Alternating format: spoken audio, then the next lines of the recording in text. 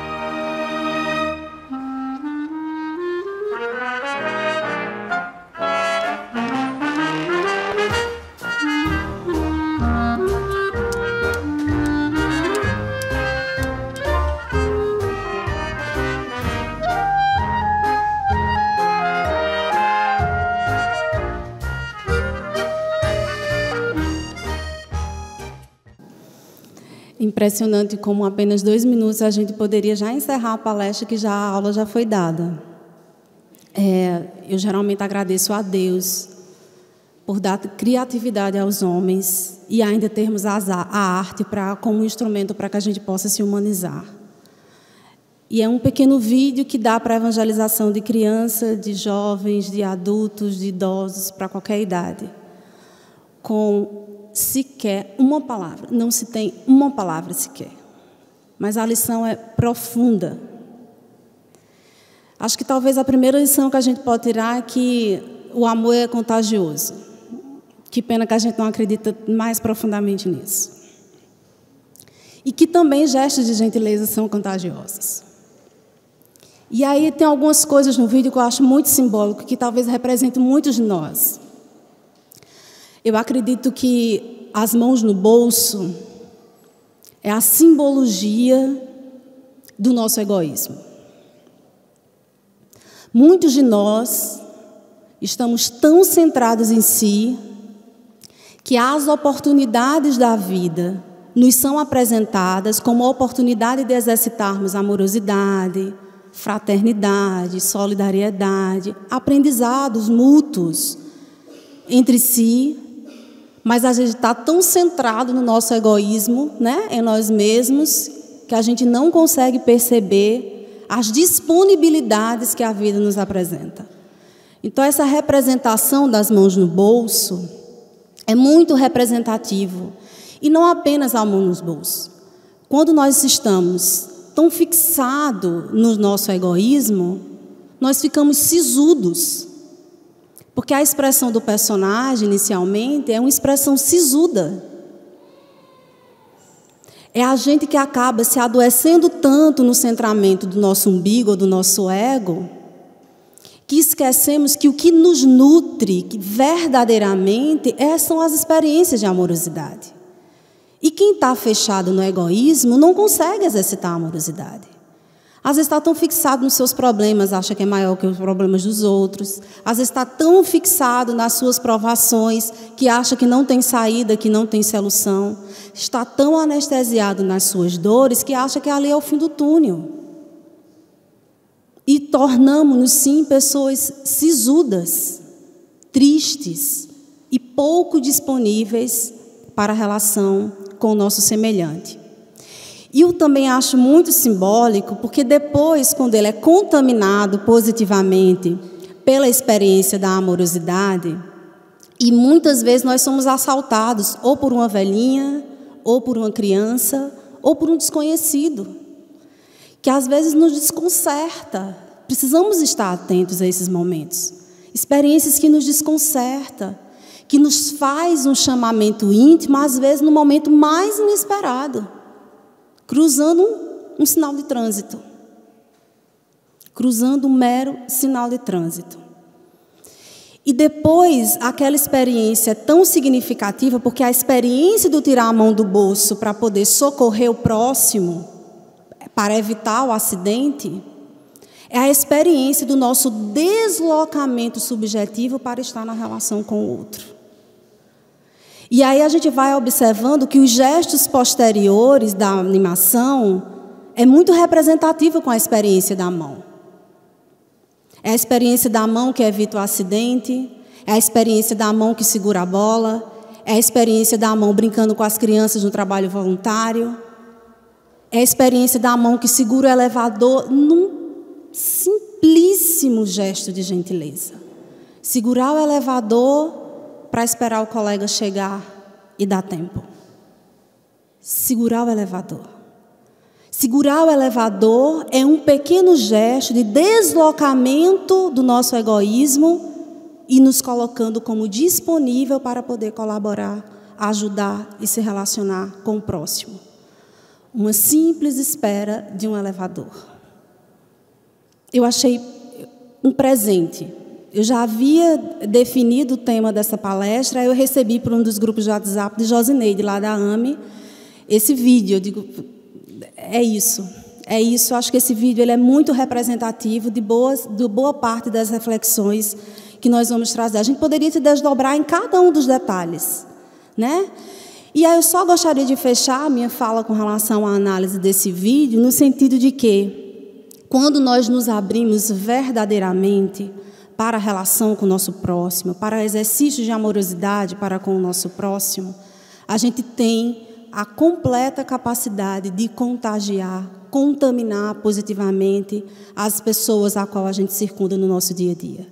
Assim como ele foi tocado pela senhora, ele cria uma estratégia interessante, que às vezes a gente precisa fazer de louco muitas vezes para poder entrar nessa vibe boa, se faz de cego para poder estimular ao próximo, que assim como numa situação anterior, ele é uma pura identificação. Entende por que quando Joana diz que é importante a gente aprender com a nossa sombra? Porque quando a gente se reconhece egoísta, a gente vai olhar para o... Aí a gente deu uma melhoradazinha, né? A gente olha para o nosso próximo, que está numa condição muito parecida com o que nós estávamos anteriormente, e a gente entende. A gente deixa de sentir raiva. A gente diz assim, caramba, eu era daquele jeito e era tão ruim. E porque era tão desconfortável, que bom seria que a gente pudesse ajudar. É assim que a gente cresce coletivamente. E é por isso que ninguém evolui sozinho. Porque é do aprendizado que uma pessoa tira da vida, que amadurece um tiquinho mais, emocionalmente, psicologicamente, espiritualmente, que ela consegue entender os equívocos do seu semelhante, porque possivelmente já transitou por aqueles equívocos. É por isso que a gente alarga a compreensão, trabalha a tolerância. Quando eu reconheço a minha sombra, eu consigo, de fato, exercer a indulgência para com as imperfeições alheias. Porque eu consigo me reconhecer que aquele lugar também eu já ocupei. E ao reconhecer que aquele lugar eu também já ocupei, eu me coloco na condição de um novo auxiliar da espiritualidade superior, que utilizou aquela velhinha para poder me auxiliar em determinado momento. É a orquestração da lei de amor que nos ajuda a evoluir a todos. A todos. Em determinado momento, as outras pessoas serão instrumentos que a espiritualidade irá se utilizar para nos ajudar. E que a gente possa, a partir desse aprendizado, se colocar disponível para que a espiritualidade se utilize de nós agora, na condição de instrumento, para ajudar outros tantos. E é dessa forma que a gente vai pacificando as nossas almas, compreendendo as lições profundas que a vida nos presenteia e sendo muito mais generosos com a vida, que está muito mais a nos ofertar aprendizados do que sofrimentos. Às vezes a gente só sente o sofrimento porque a gente está rebelde e não querer enxergar os reais aprendizados que a vida nos oferece. E aí eu gostaria de trazer um texto do Raul Teixeira, ditado pelo espírito Ivan de Albuquerque, que eu acho que acaba sendo, de fato, uma representação desse vídeo que nós acabamos de mostrar. O nome do texto é Juventude e Gentileza, está na obra Cânticos da Juventude. E o espírito Ivan de Albuquerque nos diz: verifica, desse modo, como tens agido em relação à gentileza. Se constatares que não tens estado em sintonia com ela, esforça-te para alcançá-la. Dá-lhe pequena ajuda e recolhe nas vibrações agradecidas, verbalizadas ou não, as alegrias de servir. Na gentileza exemplificada por ti, verás que a postura egocêntrica vai sendo transformada e que, ao te sentires mais leve e feliz, não te preocuparás com a gratidão ou não dos beneficiários da tua solicitude, porque para o teu coração valerá a cooperação que prestas à vida, na cooperação com a obra de Deus. Segue então adiante, contagia os teus amigos e afetos com a tua atitude gentil, ajudando a extinguir o egoísmo do mundo. É uma síntese, é uma grande síntese. Quando nos disponibilizamos a, de fato, sermos instrumentos desses pequenos exercícios de gentileza, nós iremos, de pouco a pouco, dissolvendo essas crostas em que nós, infelizmente, enclausuramos as nossas almas na vivência de um egoísmo adoecido. E a partir dessa experiência, que eu acho que é essa representação, te sentirás mais leve e feliz. E quem de fato entra nessa sintonia, pouco importa se aquele beneficiário será grato ou não. Pouco importa se a gratidão vem em forma de palavras ou em forma de gestos. Porque no final das contas, a nossa alma já estará preenchida. Porque a energia dos exercícios de amor é que dão resposta para a dissolução do nosso egoísmo. E não necessariamente a resposta da gratidão que a gente fica ou não esperando dos outros. Talvez esse seja o simples, mas o profundo aprendizado que a gente precisa tirar dessas lições. Porque às vezes a gente perde tanta energia esperando que aquele que foi auxiliado por nós reconheça a ajuda que recebeu e deixa de sacar o mais importante, que a gratificação já veio. O auxílio é a gratificação. Se colocar a serviço da vida é a gratificação.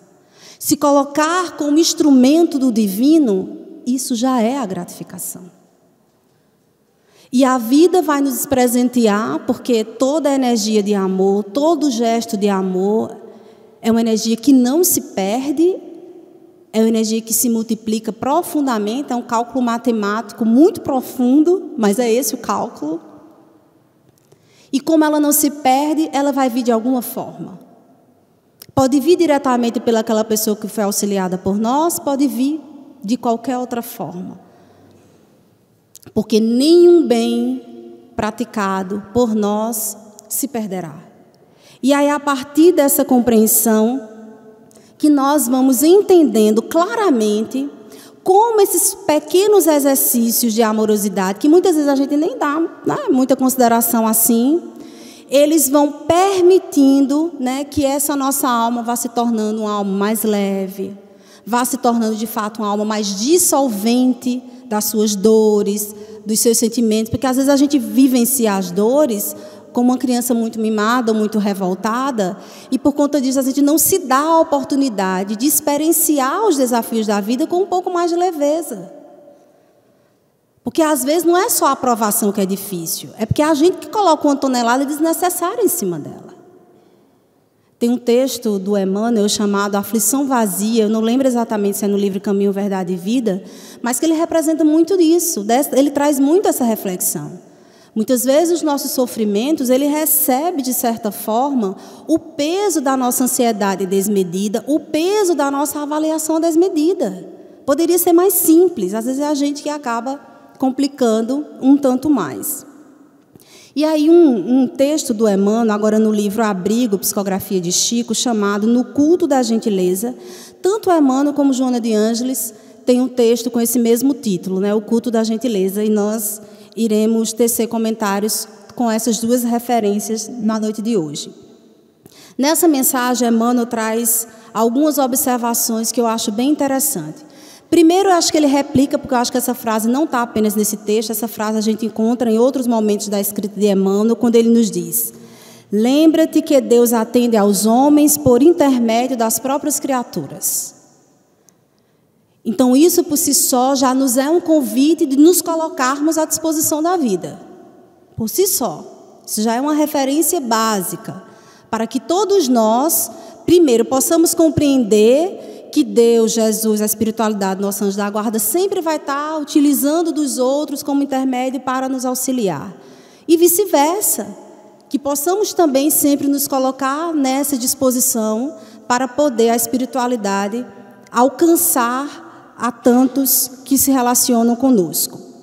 E ele coloca: lembra-te que Deus atende aos homens por intermédio das próprias criaturas e faze da gentileza uma prece constante, através da qual a celeste bondade se manifesta. Ninguém na terra é tão bom que possa proclamar-se plenamente liberto do mal. Olha que observação.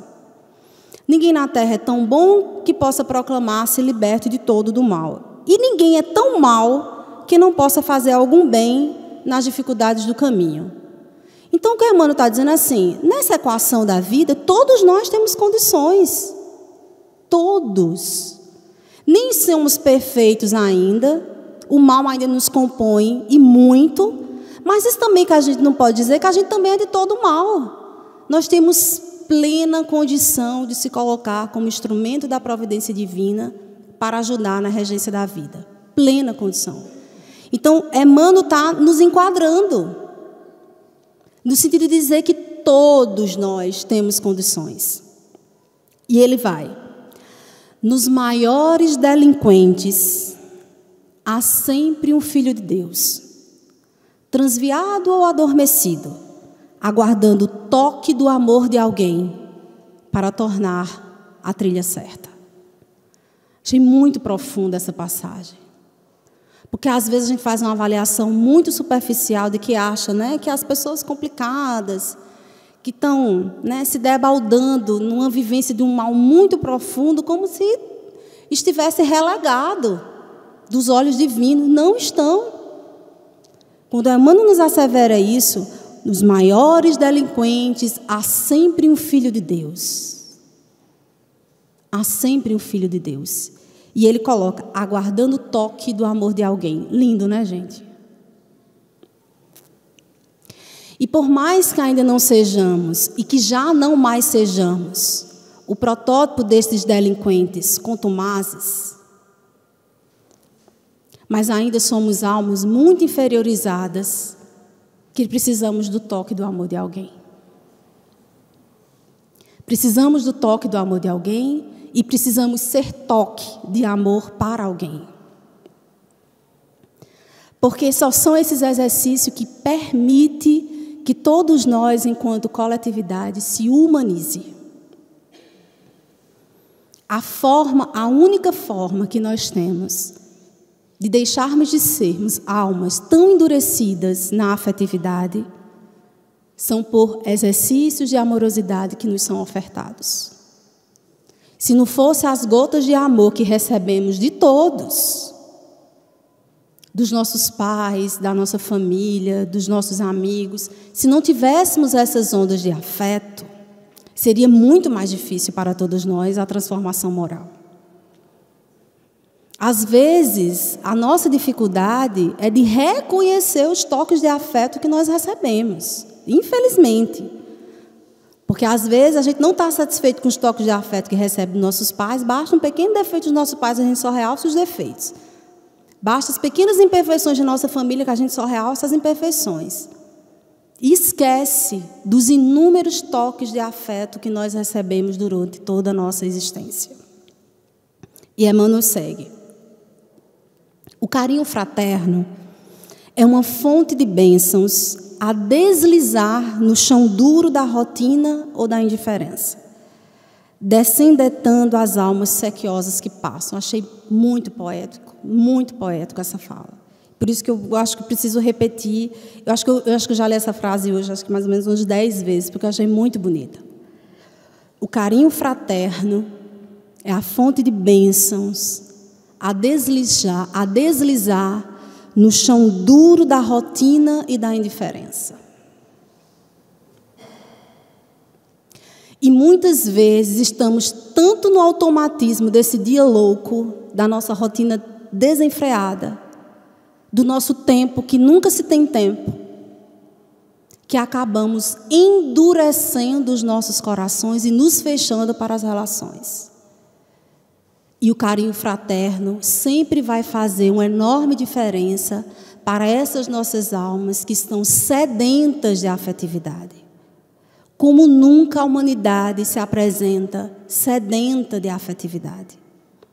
E que possamos, de fato, sermos esse instrumento para que o carinho fraterno do alto encontre as nossas mãos para atingir os filhos de Deus.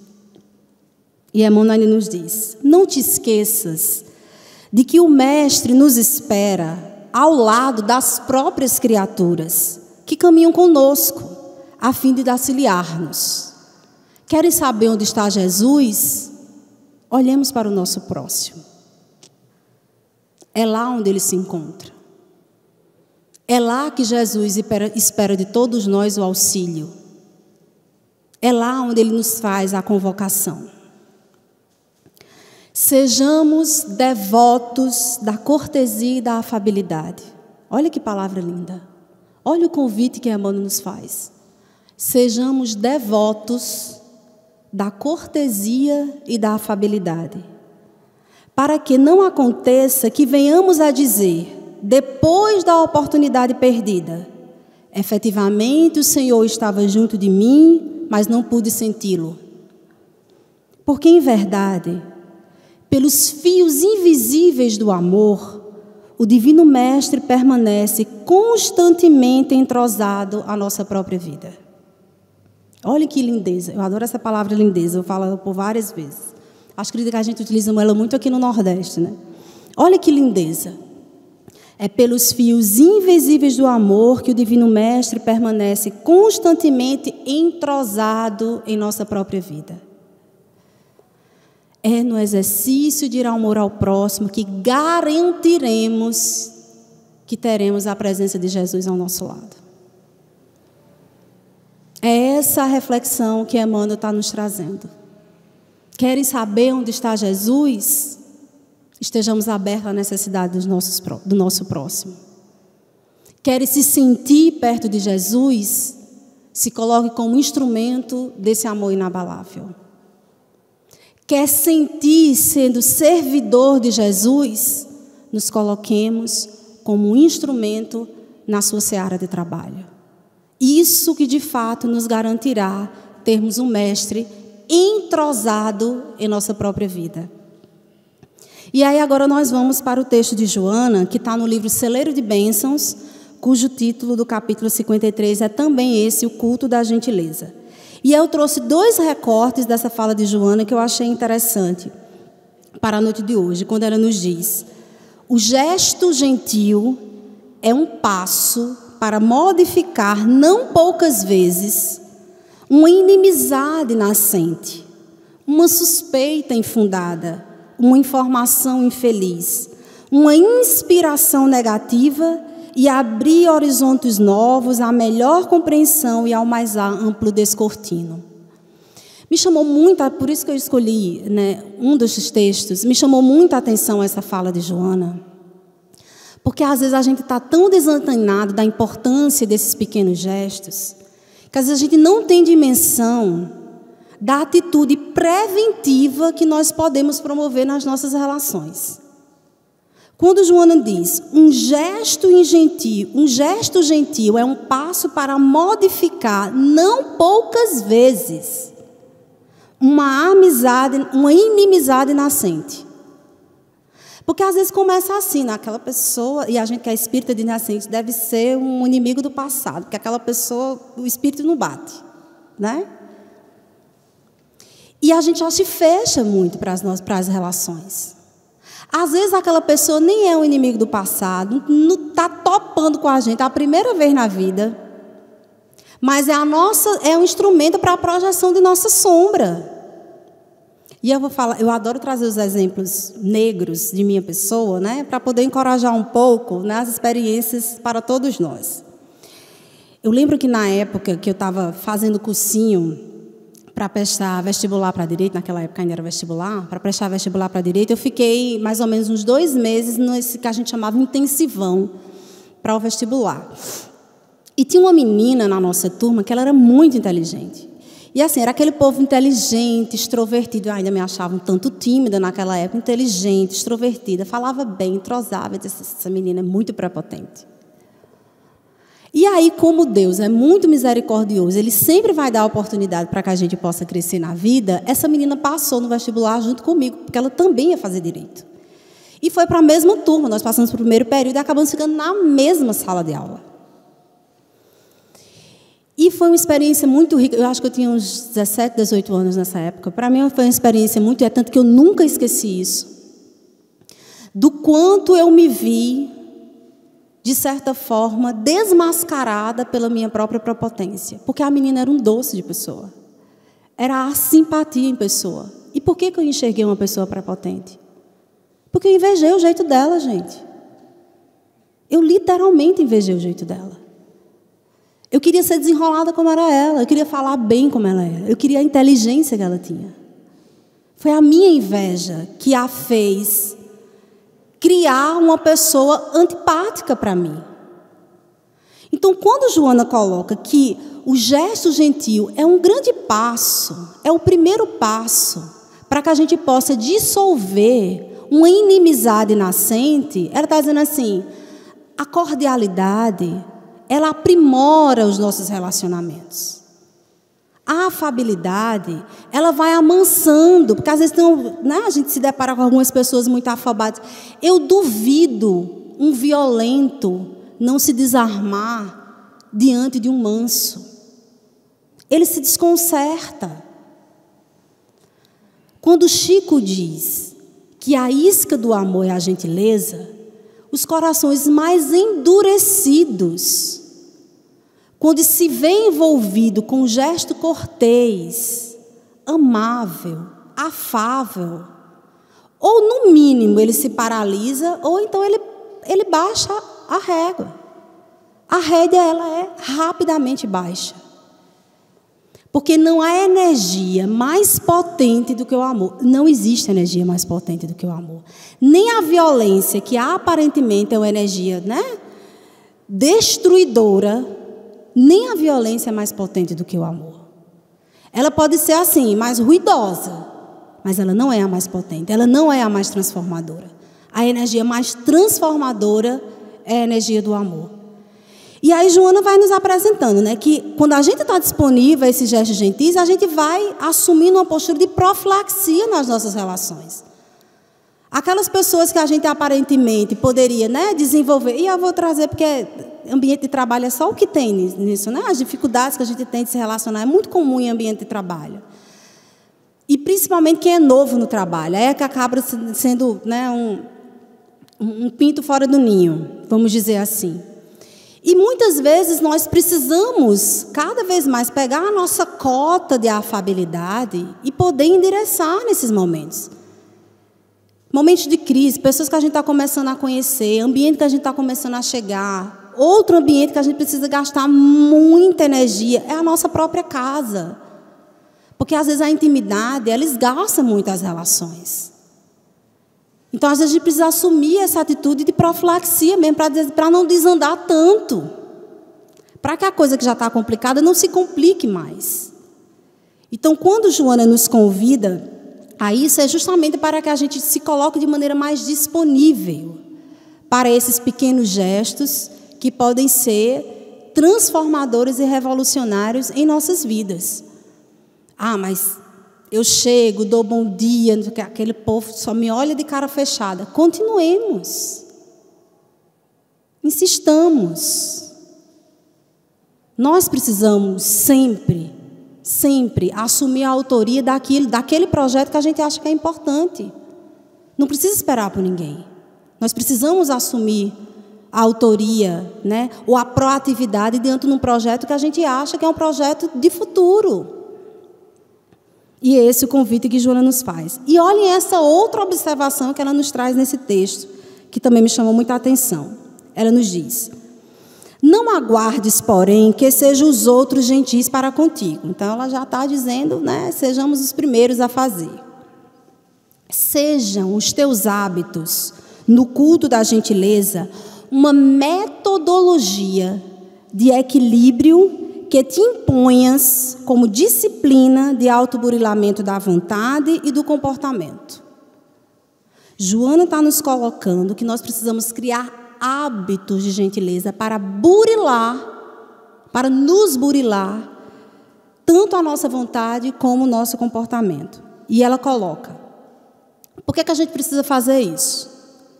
E ela nos diz, essa metodologia, para que nós possamos nos preparar para as colônias espirituais, por onde transferirás mais tarde residência, onde o respeito e a cordialidade, como a gentileza e o afeto, preponderam em todos os círculos. Joana está nos dando uma dica. Não quer ficar muito tempo no umbral? Comecemos a exercitar gentilezas. Criemos esses hábitos. Porque na colônia espiritual, a ambiência é essa.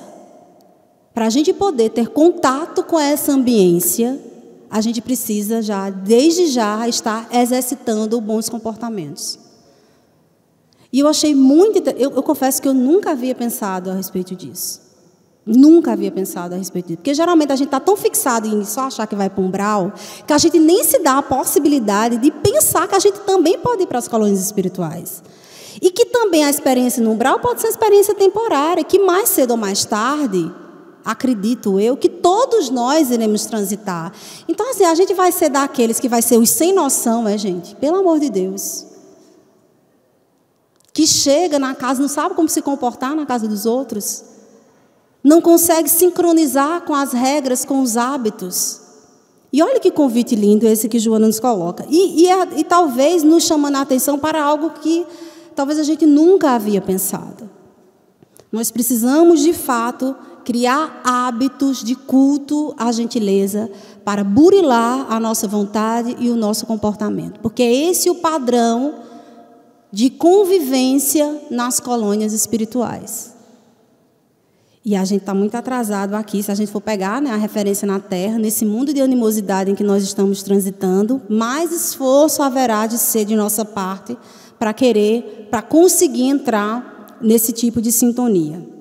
E aí uma frase do Espírito Meimei que eu acho muito interessante, quando ela nos diz: o primeiro degrau do paraíso chama-se gentileza. O primeiro degrau do paraíso chama-se gentileza. E que nos esforcemos para subir pelo menos esse degrau. Porque, como nós vimos rapidamente no vídeo que foi mostrado, são pequenos gestos que vão nos habilitando a dissolver o nosso egoísmo e trabalhar a nossa solidariedade. Dissolvermos o nosso orgulho nas relações e trabalharmos a nossa humildade nas relações. É se estar disponível para se relacionar com o outro e poder aprender tudo que essas relações acabam a nos convidar. E aí eu gostaria de finalizar ainda com a fala de Joana, ainda nesse capítulo Culto da Gentileza, quando ela nos diz: como ninguém tem a obrigação de te amar, antes te impuseste o dever de amar a todos.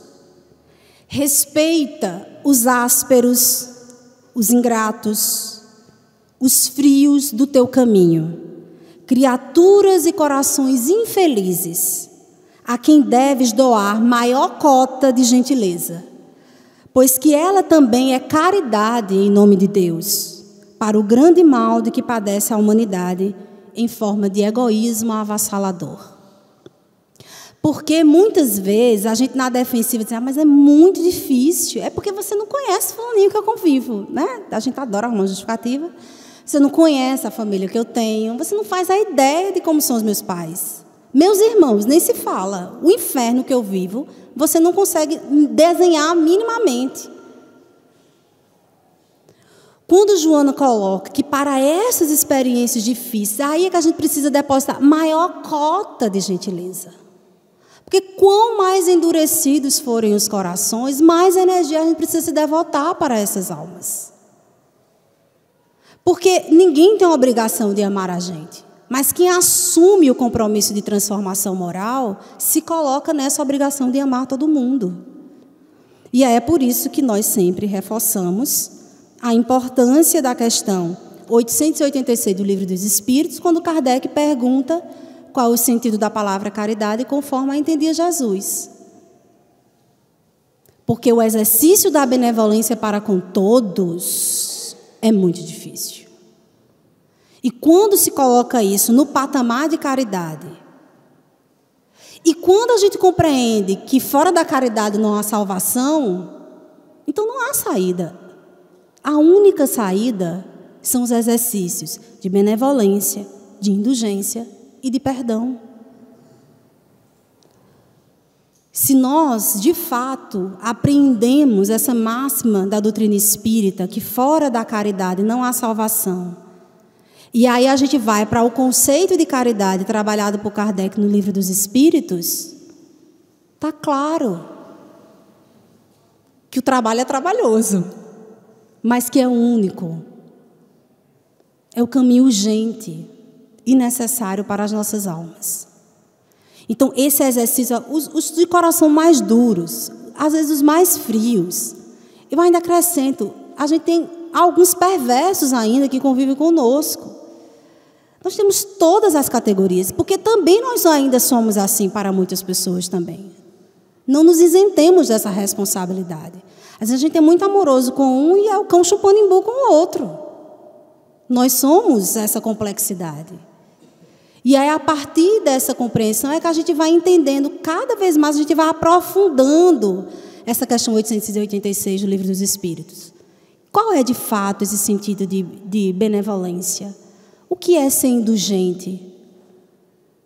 Quando eu trouxe a reflexão inicial a respeito do vídeo, né, quando eu enxergo a minha sombra, lá, recalcitrante no egoísmo, e consigo aprender e ver o quão bom são os exercícios de amorosidade e gentileza, e olho para o meu irmão que está naquela condição semelhante à minha, eu consigo ser indulgente.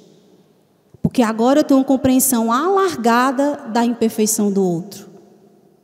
Porque reconhecendo a minha imperfeição, eu me compadeço da imperfeição do outro. É por isso que a estratégia de transformação moral não pode ser deslocada de autodescobrimento. Porque se ela for deslocada, a gente vai fazendo falseamentos, a gente vai arrumando desculpas, a gente vai arrumando justificativa. Mas para que ela de fato seja uma transformação legítima, ela precisa estar na casadinha da proposta do autodescobrimento. Porque eu me reconhecendo orgulhoso, eu me reconhecendo egoísta, eu consigo entender empaticamente o meu irmão que ainda transita de maneira mais adoecida nessas experiências. Porque eu tenho a minha própria experiência para sensibilizar a compreensão em relação às imperfeições do meu irmão. E é isso. Quando Kardec traz na questão 889, e ainda no comentário dessa mesma questão 886, né, do sentido de caridade, ele vai trazer justamente isso. Uma das reflexões que ele traz, todos nós estamos entre um superior e um inferior.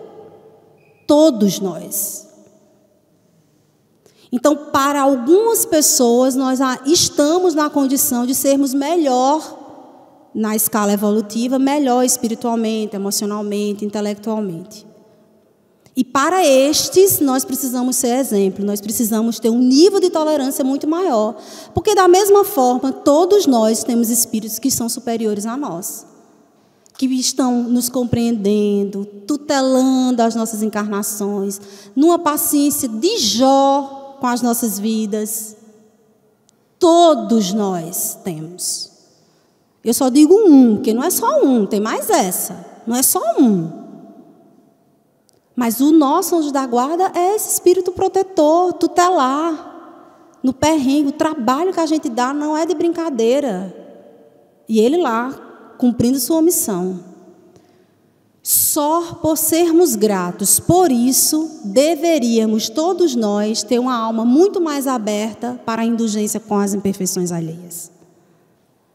Porque nós recebemos indulgência em relação a muitos espíritos que estão ali, nos compreendendo, nos perdoando, apostando, nos amando, mesmo diante das coisas atrapalhadas que a gente assume diante da vida. E aí eu também gostaria de citar uma passagem do Espírito São Vicente de Paulo, que está no seu comentário, a questão 888A. É uma questão que vai falar de maneira mais ampla a respeito de uma problematização a respeito da esmola, mas não é a isso que eu quero me ater. Eu quero especificamente trabalhar um trecho que o Espírito São Vicente de Paulo traz no comentário a essa questão, ao dizer: a verdadeira caridade é sempre bondosa e benévola. Estar tanto no ato como na maneira de fazê-la. Eu acho essa uma observação muito oportuna. Porque às vezes a gente está até na boa vontade de querer fazer o bem para alguém. Mas a gente faz às vezes de uma maneira tão atrapalhada, gente, que no lugar de ajudar, atrapalha. A gente faz às vezes de uma maneira tão descuidada, tão ingentil, tão descortês, que aquilo que era para ser o bem acaba atrapalhando. Porque aquele que era para ter auxiliado, a depender de como a gente faz isso, pode se sentir humilhado. Por isso o convite de que a gente, no exercício da benevolência, possamos ter cuidado de como a gente faz o ato praticado. Como está sendo a nossa disposição para aquela atitude. E ele ainda nos diz: duplo valor tem o serviço prestado com delicadeza. Eu achei muito bonito isso. Duplo valor tem o serviço prestado com delicadeza. Porque a pessoa, ela não vai ser apenas agraciada pelo nosso gesto. Ela vai receber o impacto da nossa amorosidade, que às vezes tem um efeito muito mais avassalador do que o gesto. Porque atravessar a rua pegando uma senhora não é nada. Mas a intencionalidade daquela senhora se dispondo numa relação amorosa com aquele outro é muita coisa. Foi por isso que aquela alma foi tocada. Então, muito mais do que a gente faz, é como a gente faz. E ele ainda nos assevera: lembrai-vos também de que, aos olhos de Deus, a ostentação tira o mérito ao benefício. Disse Jesus: ignore a vossa mão esquerda do que a direita der. Por essa forma, ele vos ensinou a não manchar a caridade com orgulho. Que possamos marcar os nossos exercícios de caridade com gentileza. Essa é a isca que o amor se utiliza para transformar os nossos corações e de todos aqueles que se relacionam conosco. Talvez seja essa a compreensão da gente poder valorizar os pequenos gestos do dia a dia. Eu comumente tenho uma prática, que me desculpe quem faz assistente social, a depender da linha, mas eu sei que é uma recomendação, que a gente não deveria estar dando dinheiro à criança no semáforo, os adolescentes, que a gente, é só o que a gente vê. Eu sei, eu já me coloco aqui, né, publicamente, na condição de ser criticada. Mas eu comumente faço isso. E eu faço não é no sentido de dar uma moeda ou duas. Não é esse o objetivo. Eu faço no sentido de olhar nos olhos de quem eu estou dando. E de agradecer, porque está limpando o vidro do meu carro. E de quando ele diz, muito obrigada, vá com Deus, eu fazer questão, fique com ele. E talvez aquelas pessoas façam a mínima ideia de quem eu sou. Mas, particularmente, minha alma fica mais leve. Por conseguir estabelecer uma relação com o outro. E de poder entrar nos lugares e dar um bom dia.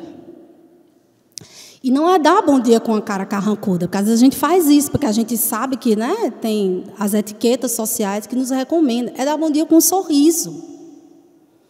É de fazer questão de prestar atenção nas crianças. As crianças precisam ter o nosso olhar atencioso. Atencioso. E esses pequenos gestos, que aparentemente são muito banais, é eles que vão amaciando os nossos afetos. E aí, devido ao tempo, eu gostaria só de finalizar com a última mensagem de Emmanuel, que eu não queria deixar passar de jeito nenhum. Como sempre, eu nunca consigo dar conta daquilo que eu me proponho a falar, porque eu acabo falando demais. Mas eu achei muito impactante no sentido da gente poder repensar a importância dos pequenos gestos em nossa vida. Não sei se eu vou conseguir ler com esse olho desse jeito. O nome da mensagem eu já achei lindo, eu já achei um mimo. Está no livro Vinha de Luz. O nome da mensagem chama-se Servicinhos. E aí Emmanuel faz o comentário da passagem de Paulo, que está lá em Éfeso, capítulo 4, versículo 32, quando Paulo nos disse: antes sede uns para com os outros benignos. E Emmanuel nos diz: ser benevolente para com aqueles que te rodeiam. A maioria anda esquecida do valor dos pequenos trabalhos que se traduzem habitualmente num gesto de boas maneiras, num sorriso fraterno e consolador. Um copo de água pura, o silêncio ante o mal, que se comporta esclarecimentos imediatos, que não comporta esclarecimentos imediatos. Um livro santificante que se dá com amor, uma sentença carinhosa, o transporte de um fardo pequenino, a sugestão do bem, a tolerância em face de uma conversação fastidiosa. Eu achei muito interessante isso. Porque só o que a gente encontra, às vezes, é gente assim, que fala muito, né? Que diz assim, eita, meu Deus, fala um rosário. E às vezes a gente fica numa postura de muita impaciência com o falatório dos outros. E perde, às vezes, uma grande oportunidade de exercício de caridade, de fraternidade. Por isso que ele diz, a tolerância em face de uma conversa fastidiosa. Os favores gratuitos de alguns vinténs, a dádiva espontânea, ainda que humilde, a gentileza natural, constituem serviços de grande valor que raras pessoas tomam a justa consideração. Não menosprezes os servicinhos úteis. Neles repousa o bem-estar do caminho diário para quantos se congregam na experiência humana. Neles repousa o bem-estar do caminho diário para muitos de nós. Os pequenos servicinhos úteis de caridade conforme a entendia Jesus. Isso permitirá a todos nós vivenciarmos uma experiência de vida pelo menos um pouco mais leve. E para mim, aquela imagem do vídeo, ele saindo andando com as mãos soltas, é o símbolo dessa leveza. E eu finalizo com a letra curta de uma música de Lenine, que eu acho belíssima, chamada Leve e Suave. Quando ele nos diz, há de ser leve, um levar suave. Nada que entrave a nossa vida breve. A seguir, de fato, o caminho exato da delicadeza e de ter certeza de viver no afeto. Só viver no afeto. Muita paz a todos.